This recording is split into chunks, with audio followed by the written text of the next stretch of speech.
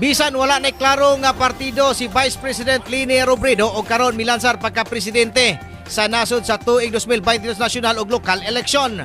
Apan giklaro og gibutya ni Negros Oriental Vice Governor Edward Mark Macias nga suportado niya ang kandidatura ni Vice President Lini Robredo.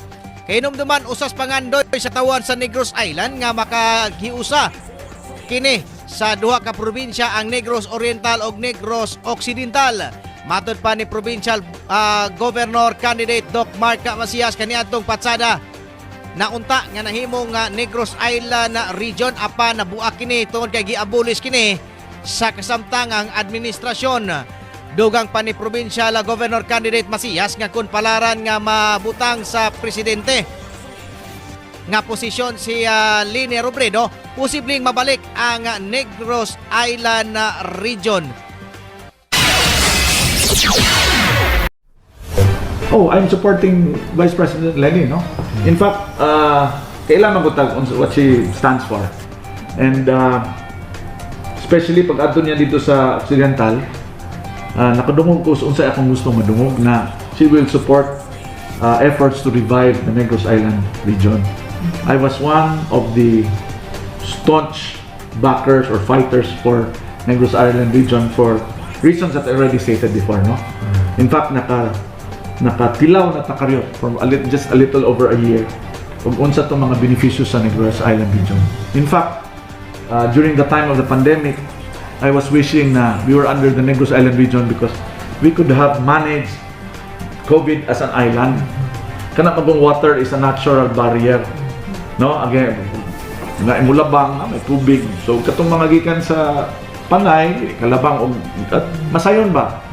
Because to me, ug naa ka sa boundary sa Mabinay o sa Kabangkalan, murag impractical kay dili ka kalusot dito kay lahi na siya. Di ba? During the COVID. So, kami ang tatog we manage it together na kita makaadurag Bacolod sila makaanay pero initially katong dili makasulod na manage nato as one. Kini ang Atraka Balita 943. Si Provincial Governor Candidate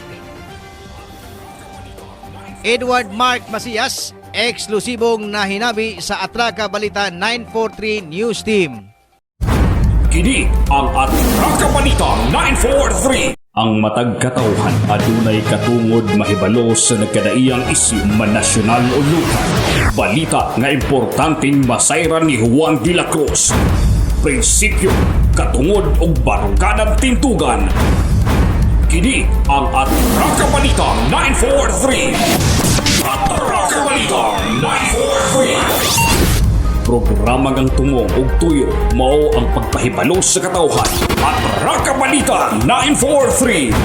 Serbisyo publikong wala ipinili. Atraka Balita 943. Atraka Balita 943. Sa inyong mga radyo, Lunes hangtod Biyernes, dapat sa pinakapatas nga sibiyahan 94.3 City Light FM. Atraka Balita 943.